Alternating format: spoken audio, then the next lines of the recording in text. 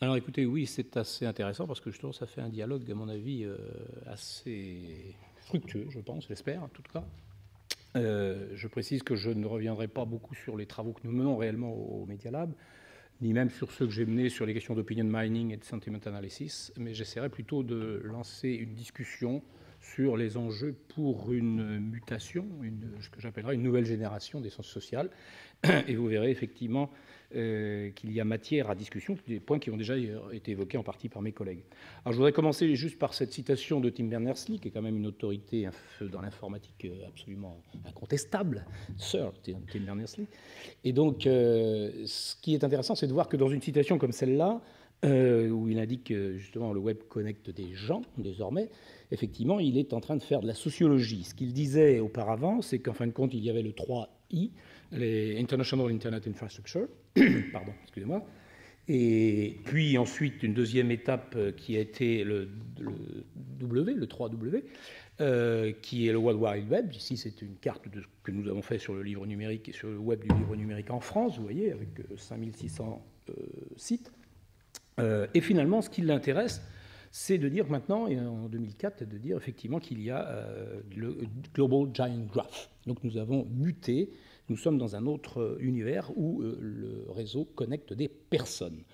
Et je dirais que d'une certaine façon, ça exprime assez bien le fantasme, d'une certaine façon, du big data, vu du côté des computer science, et aussi par le marketing, d'une certaine façon. C'est-à-dire qu'à travers ces données-là, on peut rendre compte finalement des activités de vrais humains, c'est pas Real Humans comme la série, mais et qui se passent finalement de sciences sociales. C'est un peu ça. Et c'est un peu étonnant du point de vue comment pour quelqu'un qui est aussi rigoureux que Berners-Lee, effectivement, puisqu'en réalité, le graph, qu'est-ce qu'il connecte ? Il ne connecte que des comptes, à la rigueur, et d'autres choses, éventuellement. Hein. Et les sociologues, finalement, se retrouvent dans la position de devoir le rappeler et d'adopter un petit peu ce slogan de Ralph Linton, l'anthropologue américain, qui disait qu'il faut prendre les phénomènes à leur valeur faciale, c'est-à-dire juste qu'est-ce que c'est, en surface, sans s'intéresser à une supposée interprétation ou à des relations a priori avec d'autres entités qui seraient, elles, fondamentalement plus sociales. Et en réalité, nous avons des cartes, nous avons des comptes, nous avons des sites, éventuellement, qui font des nœuds quand on les traite par des modèles de graphes, des arcs, et on fait des graphes, effectivement. Et c'est ce qu'effectivement avait fait Kleinberg, notamment en 1997, où il avait défini aussi des scores de hub et de autorité, et qui avait produit ce petit schéma qui a été publié, c'est dans son article de Science, ça, un peu plus tard. Et l'intérêt, c'est que, et qui est en même temps problématique, et qui rejoint ce que David Ponty a exposé cet après-midi, c'est effectivement qu'il emprunte en réalité à la centométrie, y compris les termes d'autorité notamment. Et cette transposition-là laisse ouvertes précisément des confusions, des erreurs d'interprétation de mon point de vue, et en réalité, on oublie que la scientométrie est un univers très balisé, un univers très conventionnel. Il ne fonctionne que parce qu'il y a des conventions de citation et qui sont extrêmement bien normalisées, etc., et dont on peut même produire le tout. C'est ce qu'Étienne évoquait tout à l'heure aussi dans certains cas. Donc, on a un tout de référence, on a des normes, etc., ce qui n'est absolument pas le cas du web, bien évidemment. Et donc, quand on importe ces concepts-là dans la topologie du web, ça ne peut que créer d'une certaine façon des confusions. Une citation, ce n'est pas un lien hypertexte en général. Alors, ce qui est intéressant, c'est que des gens comme Google, David l'avait rappelé aussi du côté de Narin, mais ça s'en inspire aussi de Kleinberg, effectivement, Google va s'en servir pour son PageRank, mais sans prétention interprétative. Google n'a pas fait cette erreur-là. Ils sont beaucoup plus prudents d'une certaine façon que les chercheurs en sciences sociales, et où dans certains cas, on transforme immédiatement les clusters en communautés, les rankings en mesure d'autorité, etc. Tout ça va très vite. Et nous nous retrouvons là face finalement à un problème assez classique, sur lequel je restreins un peu mon propos, effectivement, ce problème de l'analogie du web et de la société qui existait en réalité bien avant ce big data généralisé que l'on évoque désormais. Et de ce point de vue, je pense qu'il est intéressant d'évoquer une deuxième piste de Kleinberg, que j'aime beaucoup comme personnalité, comme chercheur, effectivement, et qui sans doute nous met sur la voie d'autre chose, qui va nous aider à sortir un peu de cette confusion. Kleinberg, lui, faisait une seconde hypothèse sur qui, à mon avis, est plus féconde, d'ailleurs, en 2002, et il proposait de traiter non plus de graphes, mais de traiter de streams. Et il partait de memes, des mèmes, qu'on va retrouver en 2009 dans cette présentation-là, qui est un résultat du Meme Tracker, qui est bien connu maintenant, avec Leskovec notamment. Et finalement, ce qui nous intéresse ici, c'est qu'on voit qu'on a des entités qui sont tracées, qui sont agrégées, mais que ce sont des entités élémentaires. On ne sait pas qui a publié ça, on voit ce qui circule, on voit comment elles s'agrègent, on voit comment elles font des fleuves et des cascades, des streams and cascades, et qu'elles se propagent en réalité sur Internet, uniquement sur Internet, non, parce qu'il y a bien entendu des liens avec d'autres choses, mais on n'en sait rien du reste, si vous voulez. Donc ce qui est intéressant, c'est que là, dans ce cas-là, il l'utilisait pour suivre la campagne Obama, mais ce ne sont plus des acteurs humains réellement qui sont au centre de leurs mesures, si vous voulez. Ce sont plutôt des entités, ici des citations et des chaînes de caractères, plus précisément, parce qu'il n'y a aucune sémantique dans l'affaire, des attributs, des features, comme on pourrait dire quand on évoque des sites, par exemple, d'avis sur des hôtels, etc. Ben, on a des features qui se propagent, qui sont notées d'une certaine façon, et on les voit vivre, on peut les suivre. Donc nous avons des technologies là de traçabilité, et la notion, bien entendu, va nous intéresser. Malgré tout, si vous voulez, ce qui est embêtant, c'est qu'on continue à avoir cette tendance à nier, d'une certaine façon, la frontière entre le monde digital et le monde ordinaire, et au point, certains emploient cette expression, de considérer l'un comme la copie carbone de l'autre. Et de ce point de vue, c'est quand même assez étonnant, parce qu'on ignore vraiment complètement les conditions de production, les conditions de propagation de ces entités, et ces conditions ont une particularité. Les conditions de ces données que l'on traite actuellement, et notamment celles que l'on parle, quand on parle souvent du big data, même s'il y en a bien d'autres, comme ça a été évoqué par Étienne tout à l'heure, il y a effectivement, ce sont des données qui dépendent entièrement des plateformes. Des plateformes, on les résume souvent aux GAFA, à Google, Apple, Facebook et Amazon, mais on pourrait ajouter Twitter, bien entendu. Et surtout au fait ce sont leurs capteurs qui récupèrent des données et qui ont des actionneurs eux-mêmes, vous pouvez agir dessus d'une façon ou d'une autre, et qui sont installés par ces plateformes. Donc je vais revenir sur ce point-là.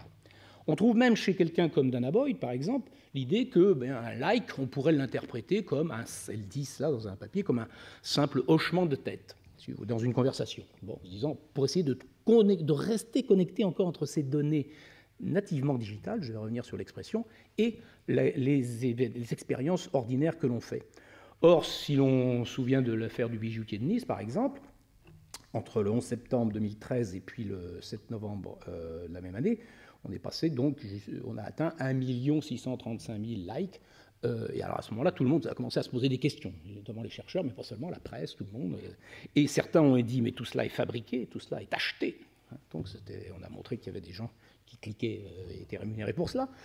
D'autres ont dit au contraire que non, c'est bien la preuve que la société est dans une tendance sécuritaire terrible, etc. Donc il y avait la démonstration que ça copiait exactement ce qui se passait dans la société.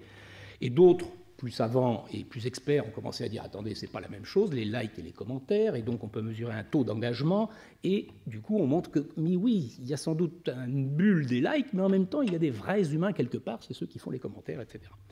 Je dirais que d'une certaine façon, tout le monde est toujours un peu à la recherche de ce vrai social, comme dans un miroir, d'une certaine façon.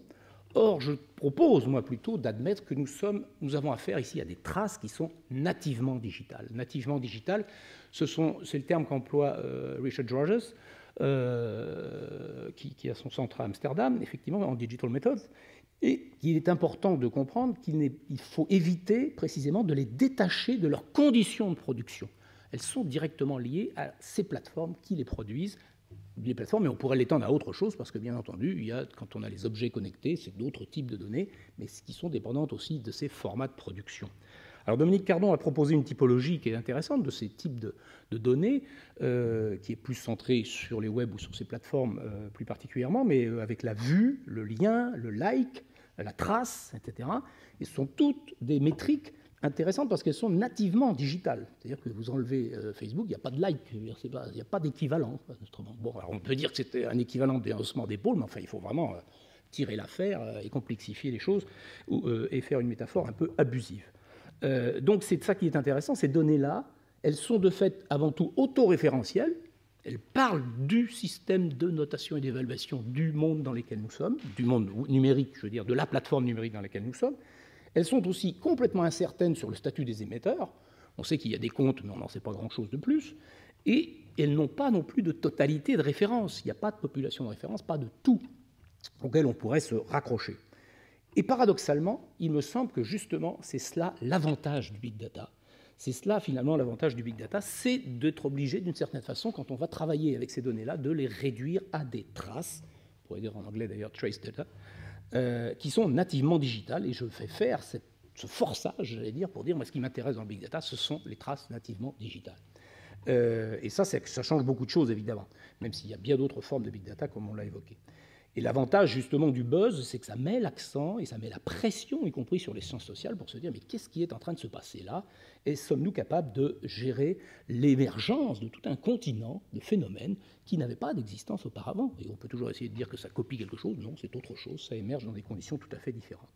Et d'une certaine façon, c'est utile pour que les sciences sociales aussi se posent la question de leur supposé ancrage permanent dans l'humain, dans des évidences sociales, alors que d'une certaine façon, on est amené à dire là quasiment que ça se calcule et ça calcule. On ne sait plus quel est l'auteur, les intentions, etc. Tous ces phénomènes-là, d'une certaine façon, ont disparu. Ce qu'on voit très bien dans les phénomènes financiers, ou avec le high frequency trading, où tous les algorithmes de calcul ont dépassé largement les supposées intentions, y compris une capacité à les maîtriser, comme on l'a vu dans la crise financière. Donc, ce qui nous intéresse, et ce qui m'intéresse là, c'est effectivement de réfléchir à partir du fait que le big data nous obligerait à admettre l'existence d'un autre monde, d'un nouveau monde, dont la connexion avec les entités sociales que nous étions habitués à manipuler précédemment et qu'on supposait d'une certaine façon contrôler, eh bien cette connexion-là, elle n'est plus garantie. Les individus, la société, l'opinion. Alors là, pour essayer de recoller ça, on peut toujours essayer, mais en réalité, si on est un peu lucide sur le type de qualité des données que l'on a, eh bien c'est autre chose. Et ça, c'est un point important. Les données sociodémographiques, la population de référence, tout cela a disparu, alors que ça fait partie des traditions de l'ensemble des sciences sociales. Et du coup, on a finalement une situation où cela ouvre la porte à 3 candidats contre les sciences sociales traditionnelles, contre précisément celles qui sont équipées avec toutes ces entités. Les premières, ce sont, on en a parlé dans la journée, les computer science qui vont détecter, elles, des patterns et qui vont tirer des conclusions sociologiques très très rapidement, sans trop de problèmes, sans s'embarrasser de notre débat permanent sur les catégories et les concepts. On peut aller beaucoup plus efficace de ce point de vue-là. Donc, sur Twitter, par exemple, vous avez une masse de gens qui font des travaux sur des millions et des millions de tweets et qui sont capables de vous montrer, je ne sais pas quoi, mais ils montrent des choses. Donc voilà, c'est un peu le problème. Et ils n'ont pas besoin de théorie. Et ça rappelle ce que disait Chris Anderson quand il disait en 2008 « The End of Theory ». Il parlait au départ du génome, justement, aussi, et puis de l'ensemble des choses. Il dit, bon, c'est un tout petit papier dans Wired, et c'était juste pour faire provocateur, comme d'habitude. Mais en attendant, je pense que la question se pose maintenant. C'est-à-dire, est-ce que vraiment tous ces acteurs qui sont capables de mobiliser ce type de technique de traitement de ces données de masse ont encore besoin de sciences sociales d'une façon ou d'une autre? Bon, c'est une question existentielle s'il en est. Le marketing fait d'une certaine façon la même chose, et il produit, avec l'ensemble des données qu'il mobilise, et ses traces précisément, il produit du targeting, qui n'est pas du tout du profiling, c'est-à-dire qu'on vante effectivement, c'est des choses que Franck a déjà évoquées aussi, c'est-à-dire qu'on vante souvent la capacité à traiter jusqu'à l'individu d'ensemble de ses propriétés, du consommateur, etc. En réalité, pour le moment, avec tous les mathématiciens qu'on met dedans pourtant, on fait seulement du targeting ou qui vous permet de redéplacer des publicités en masse sur certains types de comptes ou d'adresses IP qui ont cliqué sur quelque chose auparavant. On n'en sait pas beaucoup plus sur les personnes et ce n'est pas nécessairement utile. On n'a pas de problème ici de réflexivité. Ce n'est pas le travail de catégorisation, de classification, plus généralement, des consommateurs qui est en jeu. C'est avant tout une réactivité et une capacité à tester des classifications opérationnelles pour rendre, précisément, pour mesurer le 0,1% qu'on gagne, qu'évoquait tout à l'heure Jean-Samuel. Donc là aussi, the end of theory, d'une certaine façon. Et puis, troisième candidat, effectivement, qui frappe à la porte pour se substituer d'une certaine façon aux sciences sociales, c'est ce qu'on a évoqué, par exemple, la physique sociale, que Étienne a mis en image tout à l'heure, de Pentland notamment, qui modélise, à l'aide de systèmes multi-agents, par exemple, mais on avait auparavant, il y a très longtemps aussi, des choses comme chez Schelling sur les simulations avec son tipping point là, sur la ségrégation, Ou bien alors on importe des modèles qui sont issus d'autres champs, en mécanique du fluide ou autres, etc. Et là aussi, the end of theory, the end of social theory, tout au moins, parce qu'on peut avoir effectivement autre chose de ce point de vue. J'insiste là-dessus pour vous créer le climat, j'allais dire, ou voir le stress de l'enjeu qu'il y a actuellement, qui consiste à dire on peut finalement, dans ce monde-là, se passer largement des apports que les sciences sociales considéraient comme absolument indispensables pour toute une société, pour générer de la réflexivité. Alors il y a à partir de là 3 postures qui sont possibles, qui vont traiter différents aspects et différents univers de production du big data. Le big data peut traiter d'une part, classiquement pour les sciences sociales, de données structurées, et à la limite certains diront légitimement que ce n'est pas vraiment ça le big data, dans un domaine identifié, où on produit avec des capteurs fiables, qui vont être agrégés dans des bases de données relationnelles, mais toute la numérisation, j'allais dire, des agences de l'administration, de l'État, etc., produit des données comme ça, pardon, excusez-moi. Donc ce sont des choses, on trouve ça aussi dans la santé, dans la médecine, etc. Donc ça, ce ne sont pas des données nativement digitales, qui ne sont pas liées à l'existence même du système de ces plateformes, par exemple. Elles étaient auparavant produites avec des systèmes d'enregistrement papier d'un autre type. On augmente leur productivité, la calculabilité, etc. Tout à fait. On augmente aussi les échelles, c'est vrai, mais on a toujours des références hors du monde digital. Et vous voyez tout à fait la différence que cela fait. On a des références sociodémographiques, des références historiques, topographiques éventuellement, où on fait beaucoup de cartes, etc. Et il est vrai que les sciences sociales, du coup, peuvent continuer à faire le travail qu'elles faisaient avant, soit en se passant du big data, comme le disait Étienne Ollion, soit en augmentant, disons en amplifiant, comme pour employer le terme que j'aime bien d'Elizabeth Einstein à propos de l'imprimé. Donc ça amplifie ce travail-là, c'est vrai, mais c'est le travail habituel, c'est le business as usual, et on a des capacités de calcul supplémentaires, et puis voilà.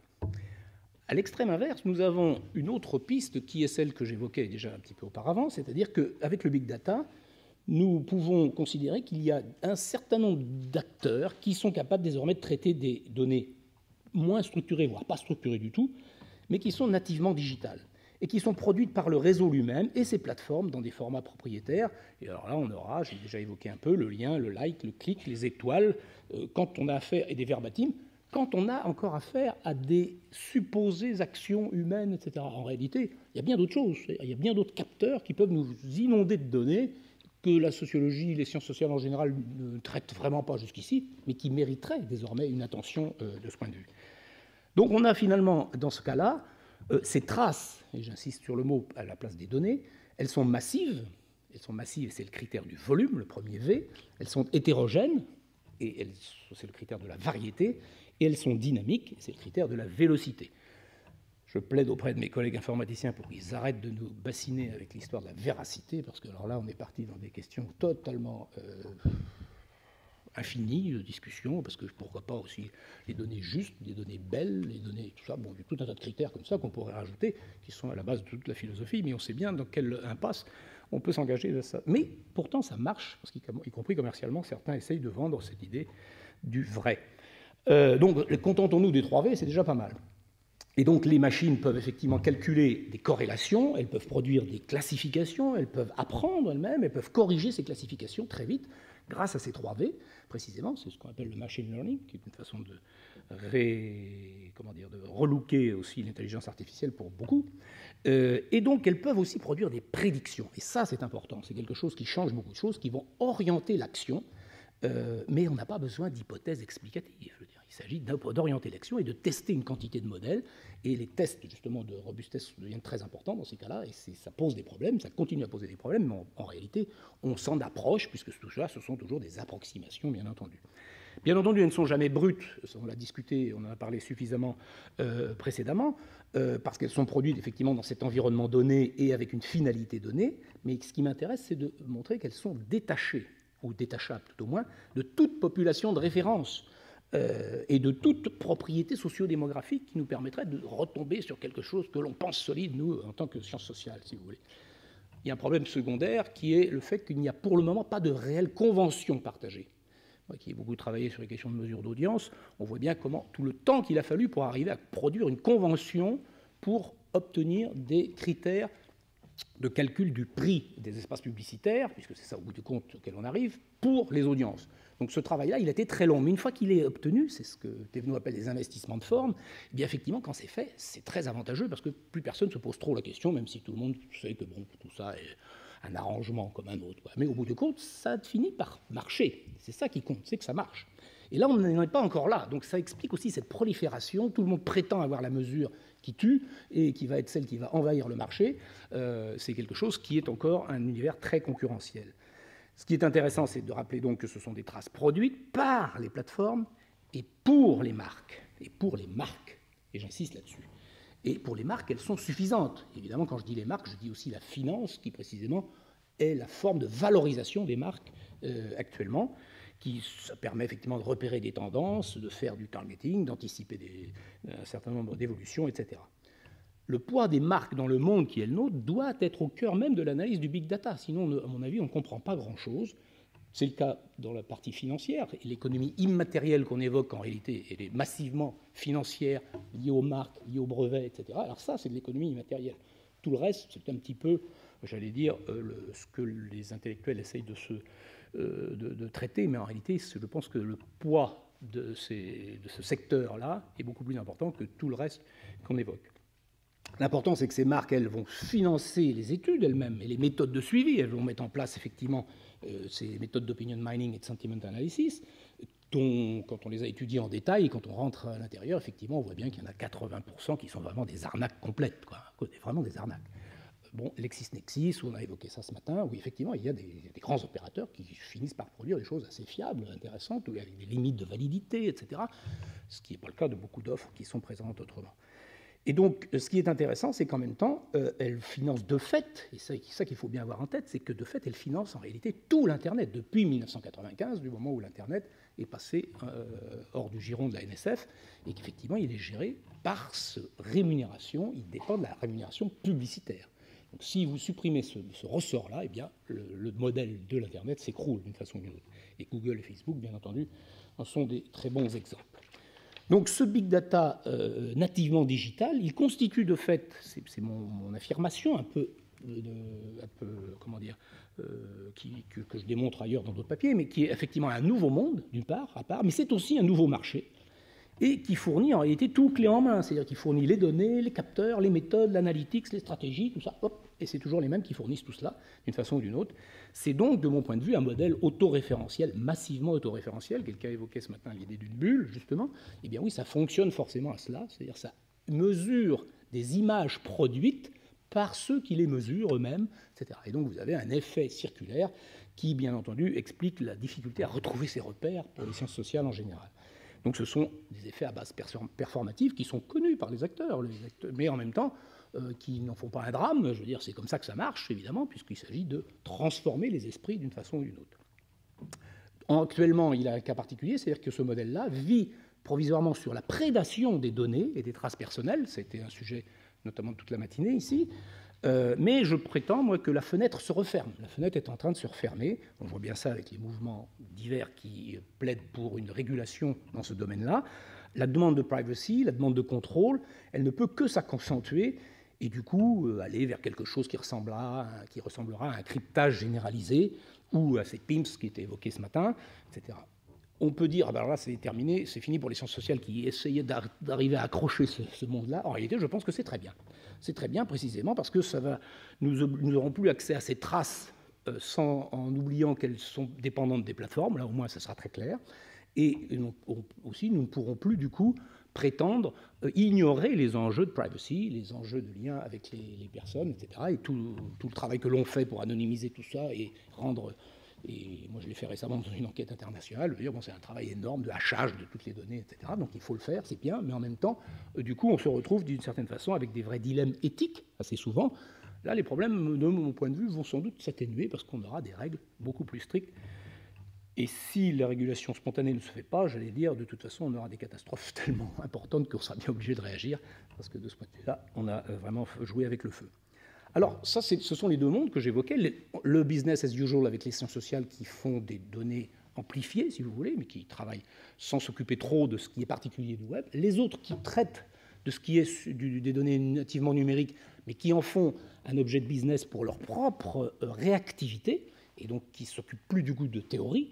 Et donc la question que je pose, c'est effectivement comment les sciences sociales peuvent malgré tout trouver une place dans cet univers en tenant compte et en se laissant affecter par la particularité de ces données, de cette masse de données qui est disponible désormais sur les réseaux en général.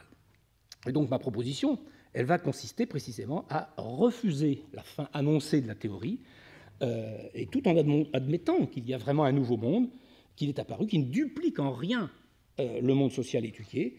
Et je propose donc de traiter ces traces comme une matière première qui est commune de fait avec le computer science, avec le marketing, avec la physique sociale, avec tous les autres, etc., et de les traiter comme des sciences sociales de troisième génération. Mais ça veut dire que c'est un programme, c'est-à-dire qu'il faut y aller. Et de fait, il va falloir traiter la matière première qui est la même que nos concurrents, d'une certaine façon, sur le marché des idées et de la réflexivité, j'allais dire. Et on voit ça d'ailleurs d'une certaine façon dans le dépeuplement de certains départements de sciences sociales, alors que de l'autre côté, les départements de communication, ça marche très bien partout dans le monde, et d'écoles de commerce, etc. Donc l'idée est de traiter ces traces non pas seulement comme les traces au sens informatique du terme, mais de trouver l'équivalent théorique qui nous intéresse, et je propose de travailler sur des flux de mèmes. Des flux de mèmes. J'ai essayé d'autres choses depuis un an sur les conversations, sur l'influence, sur les issues, sur tout ça. Bon, en fin de compte, c'est celui-là qui me semble marcher le mieux. Ce qui est intéressant, c'est que vous voyez que ces flux de mèmes, ils sont directement influencés, bien entendu, aussi par l'approche de Kleinberg et de ses streams, en sachant bien qu'on peut aussi intégrer dans ces flux-là des topologies, tout ce qu'on peut récupérer, ce qu'on fait nous habituellement au Media Lab, justement, sur les topologies du web, et qui sont ces données issues de nos crawls, de nos robots qui vont chercher tous les liens entre les sites. Eh bien ça, on peut les intégrer, mais ça nous permet de les traiter justement de façon dynamique, alors que jusqu'ici, on a tendance à en produire des images assez statiques et qui sont finalement facilement récupérables dans un modèle sociologique extrêmement plat, de mon point de vue.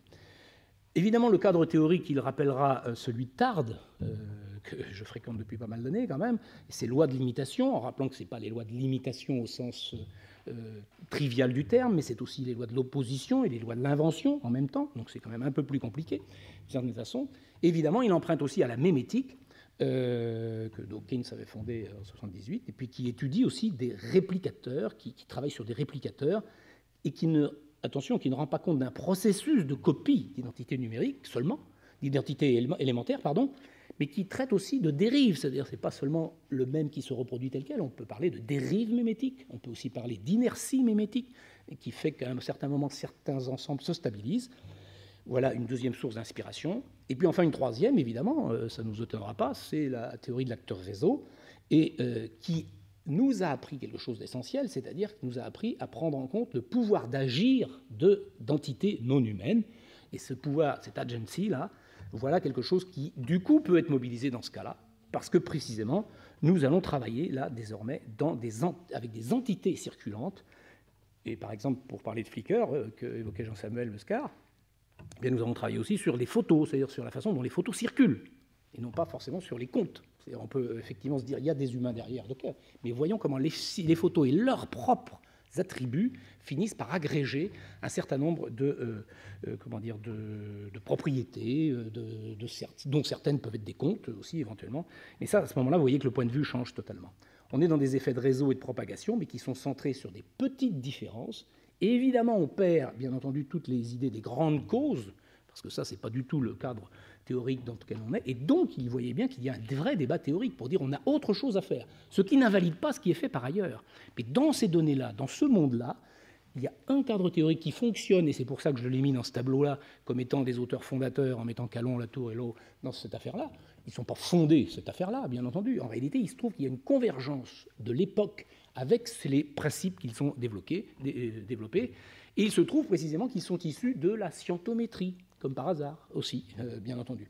Et évidemment, il y a une conjoncture technique, l'Internet, le web et les big data qui sont favorables à tout cela. Ce qui est important, c'est de voir que tout cela s'appuie quand même sur ce pouvoir des marques, qui sont les acteurs majeurs de référence et qui vont financer en réalité l'ensemble du système de production de ces éléments-là, de ces traces, et qu'on dépend du coup des acteurs opérationnels que sont les plateformes. Je l'ai déjà évoqué, je le rappelle, c'est un point important.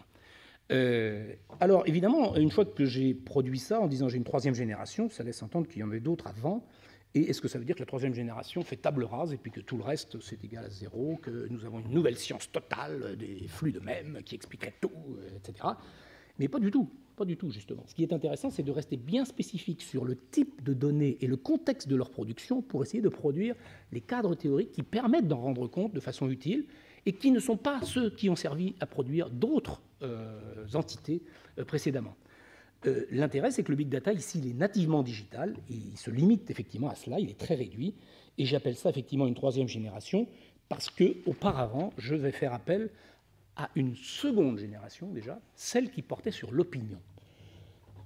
L'opération qui a été réalisée, et c'est très bien parce que Franck a parlé de ça aussi justement avec Gallup, l'opération qui a été réalisée à partir de 1936, mais il y a des prémices un petit peu avant aussi, quand Gallup prédit la victoire de Roosevelt, effectivement, il réalise quelque chose qui, techniquement, est une opération statistique qui était déjà un peu dans les tuyaux, c'est-à-dire qu'on discutait déjà de ce que c'est que l'échantillonnage, toute cette question-là. C'est des choses qui avaient été évoquées par Cayer en 1894 ou par Bowley avec l'erreur probable en 1906. Tout cela avait préparé le terrain, mais l'idée du sampling, l'idée de l'échantillonnage, elle était aussi testée d'ailleurs, comme le montre Emmanuel Didier, dans les différentes agences qui essayaient de mesurer les phénomènes dans le domaine de l'agriculture ou du chômage. Mais en réalité, ce qui va faire un saut à tout le monde, c'est l'utilisation de cela par Gallup dans des situations de mesure des prédictions des votes, précisément, contre les méthodes de vote de paille, comme on disait, effectivement, des lecteurs du Literary Digest, où il y avait plus de 2 millions de lecteurs à qui on demandait leurs intentions de vote. Eh bien, lui, il a pu faire la même chose avec 50 000 personnes uniquement. Et donc, cette puissance-là, elle est nouvelle, c'est celle qui va convaincre que l'opinion, ça existe, si vous voulez. Et en même temps, vous voyez bien que c'est un dispositif qui se construit dans un certain contexte. C'est-à-dire qu'il a en même temps créé le principe même de l'opinion, et finalement, maintenant, malgré ce que dit Bourdieu, même si en réalité il ne dit pas exactement ça, mais l'opinion n'existe pas. Ben si, elle est finie par exister. On se dit oui, ça existe, mais c'était l'opinion des sondages, n'existait pas, qu'il disait. Donc l'opinion existe, finalement, on y croit parce qu'on la mesure, et puis ça finit par faire parler, et du coup ça finit par être une entité qui vit sa vie, d'une certaine façon, à condition de savoir dans quel contexte elle est produite. Elle est produite dans un contexte de médias, comme l'a très bien dit Franck aussi, puisqu'il avait travaillé, Gallup, sur le lectorat et puis sur la radio. C'est le moment où émerge la radio, enfin, depuis 1924, mais c'est des choses qui sont plus massivement répandues à ce moment-là. Et il va donc partir d'une étude de l'audience qui est de fait transposée ensuite en opinion, mais parce que ça vit dans le monde des médias. Et donc les prescripteurs, à ce moment-là, ceux qui vont être les acteurs de référence et les financeurs, ce sont bien les masses médias. Bien entendu, ça a un rapport avec ce qui était dit sur le marketing, puisque précisément la publicité, l'ensemble des investissements qui sont faits dans ce domaine-là, dépendent aussi de cette influence des médias qu'il s'agit de mesurer. Mais il y a des opérateurs pour cela. Il faut créer des instituts de sondage. Et ils vont les créer. Il ne sera pas tout seul, bien entendu. Il y en avait d'autres. Et c'est pour cela qu'il y a finalement l'équivalent des plateformes de maintenant. Eh bien, ce sont les instituts de sondage qui s'y sont créés à l'époque. C'est-à-dire qu'il n'y a pas de mesure de l'opinion sans les instituts de sondage, sans le sampling et sans les médias qui financent tout cela.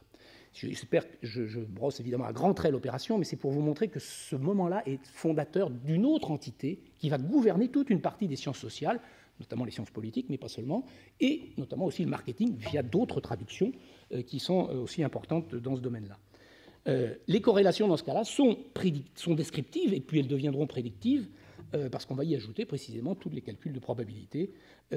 Mais l'intérêt, c'est bien de se rappeler que cette opinion, elle fonctionne avec des critères de représentativité. La question a été évoquée, mais on s'accroche à ça. Et si on dit représentativité, c'est quelque chose qui veut dire qu'il y a derrière, effectivement, une totalité à laquelle on peut faire référence, qui est donc qui, elle, serait exhaustive, quelque part, d'une certaine façon. Donc il y a un tout de référence, ce que nous n'avons plus, je le rappelle, dans le cas du web. Donc finalement, on a un objet scientifique qui se constitue, l'opinion publique, à partir de techniques qui sont issues d'un autre monde, qui sont issues de l'audience, voire du marketing, etc., et qui, en réalité, comme nous avons, nous, à traiter des données qui viennent de ces plateformes, pour d'autres finalités, eh bien, nous avons ce même problème, et Lazarsfeld, notamment, aidera aussi à dégager tout cela dans sa partie scientifique, notamment. Donc, ce côté de la représentativité, il disparaît, de fait, avec le big data, d'une façon ou d'une autre. Et là, en l'occurrence, ici, il était toujours présent, il y avait toujours une référence. Dans le cas du big data, désormais, il ne reste plus ni exhaustivité ni représentativité, il ne reste que la variété, précisément. Et la variété, c'est l'équivalent, appauvri d'une certaine façon de la question de la représentativité, c'est-à-dire qu'il faut s'arranger à ce qu'il y ait suffisamment avec ces critères-là. On peut essayer de trouver une forme de crédibilité à nos énoncés. Et puis la première génération, eh bien, c'était tout simplement celle qui a produit la société.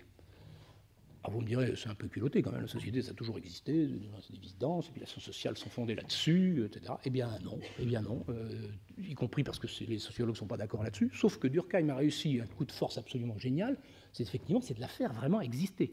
Et la faire exister comme une entité, j'allais dire, de second degré, comme le dit Latour, effectivement, qui, elle, peut expliquer et causer des comportements individuels, comme il l'a fait dans le suicide en 1897. Et de ce fait-là, ce n'est pas une évidence, c'est-à-dire qu'il produit avec tout un ensemble de cas, un cadre théorique dans son ensemble, qui a une puissance extraordinaire, qui fait que maintenant on peut dire aussi, oui, la société existe. Alors on dirait, personne n'a jamais imaginé de dire qu'elle n'existait pas. Oui, mais elle existe parce que précisément, elle est formée dans les cadres que Durkheim a produits de façon efficace, solide et durable. Avec les méthodes, là aussi, qui comptent. Bien sûr, il y avait des prédécesseurs, il y avait Quetelet et son homme moyen, par exemple, mais la puissance de la société elle-même, elle repose sur un autre dispositif de captation et une forme de mesure qui, elle, est traitée de l'exhaustivité. C'était les recensements. Et précisément, ça dépend, à ce moment-là, on voit bien que ça dépend de qui? Ça dépend des États, ça dépend de leur puissance de recueil de données, et ces prescripteurs, ces registres, comme le dit Desrosières, qui là-dessus a écrit énormément de choses absolument géniales, eh bien, ces prescripteurs sont les États. Les opérationnels sont les bureaux du recensement, le Census Bureau, ou les instituts nationaux de statistique par la suite. Et ces données-là, elles sont produites par l'État et pour l'État. État et agences et entités associées, si vous voulez. Mais l'intérêt, c'est qu'elles sont réutilisées par Durkheim. Mais elles sont réutilisées aussi au second degré d'une certaine façon, mais sans être réellement réinterprétées, parce qu'on peut discuter sans problème toutes les catégories qu'il utilise dans le suicide de ce point de vue-là. Leur prétention, effectivement, c'est dans ce cas-là d'être explicatives. Elles sont explicatives et non plus seulement à partir de variables déterminantes, etc. Et elles ne sont plus seulement descriptives ni basées sur des corrélations. Et c'est ça la force de frappe du modèle que Durkheim a construit de ce point de vue-là. Et du coup, toutes les disciplines des sciences sociales, et particulièrement la sociologie, c'est quand même fondé sur cette évidence de la société. Ça a été très bien construit, et donc ça marche, et donc elle existe. La question qui nous est posée, c'est que précisément, nous ne pouvons pas transposer ces mondes de production d'une entité qu'est la société ou celui de la production de l'opinion, nous ne pouvons pas les transposer tels quels au monde du big data, au sens des données numériques plus largement, mais surtout du données nativement numériques. On ne peut pas le faire. On peut le faire, on peut continuer à le faire, mais du coup, on oublie certaines propriétés de ce monde qui est construit avec ses propres règles, avec ses propres médiateurs et avec ses propres dispositifs. Donc, et pour conclure, effectivement, je dirais donc que ces trois générations peuvent coexister parce qu'elles ne traitent pas de la même chose, c'est tout. Elles ne traitent pas de la même chose. Les relevés sont faits à partir de sources différentes, les intermédiaires pour les produire sont différents, on a des entités, la société, l'opinion, les flux de même qui ne sont pas du même type, les comptes rendus sont différents, avec des explications de la description ou de la prédiction, les sources, les prescripteurs sont différents, etc. L'enjeu donc pour les sciences sociales consiste désormais, et c'est pour ça que ça me paraît un moment important pour nous, malgré l'effet de buzz et sans doute que le big data comporte, il y a malgré tout une mutation dans les recueils de données qui est assez importante. Soit nous laissons le terrain des traces nativement digitales aux concurrents, ceux que j'ai évoqués précédemment, soit nous projetons au contraire les modèles des sciences sociales que nous connaissions avant avec la société et l'opinion, et nous les projetons sur ces données-là, et pourquoi pas, ça peut marcher aussi, avec ses limites, mais ça peut marcher. Soit effectivement nous essayons de produire une théorie spécifique de ce nouvel agencement dont la matière première est les traces, et en faisant d'une certaine façon ce que Richard Rogers appelle du repurposing, c'est-à-dire qu'on les détourne, on les réutilise à d'autres fins que celles des plateformes que l'on connaît pour des fins de sciences sociales, et donc on peut travailler avec des flux de même qui ne sont ni l'entité, ni la société, ni l'individu, ni la société, ni l'opinion, des entités circulantes qui sont agissantes aussi, parce qu'elles ont une capacité de... Nous avons désormais des capacités de traçabilité. Et ça, c'est nouveau. Ce n'est ni l'exhaustivité, ni la représentativité. Et de ce point de vue, effectivement, nous ne sommes plus du coup dans des situations de surplomb, nous ne sommes plus non plus dans des prétentions à la totalité, nous suivons dans des univers particuliers, sans doute plutôt autour des issues, autour de certains problèmes.